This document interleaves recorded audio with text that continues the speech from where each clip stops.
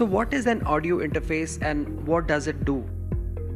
Let's have a closer look and learn all the major functions and why we need a sound card for our audio recording and music production. Well, I think it's absolutely essential for recording high quality audio, whether it is vocal or any instruments on your computer.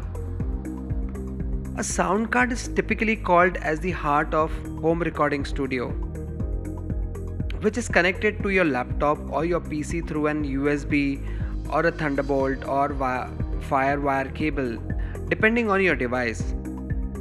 It has various inputs for connecting your microphones or your instruments. You even get good quality playback as well. That means you can connect your headphones and studio monitors. So what does an audio interface do? Well, an audio interface converts an analog signal into digital information in order to be recorded and manipulated inside the computer or laptop. It also converts the digital information back into analog information to be sent to speakers or headphones in order to play back to the listener. So let's dive in deep with this function at the front panel. So you have two combo inputs for XLR or a 1/4 inch jack plug to connect your mic or instrument. The LED ring indicator around the gain port indicates with 3 different colors.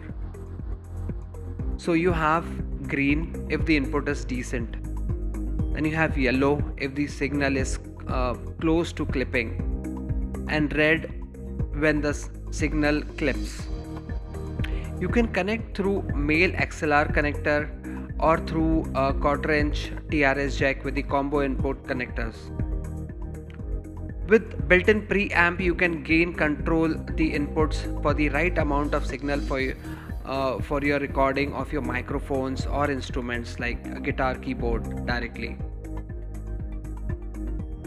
You can switch between the line and instruments mode with this button.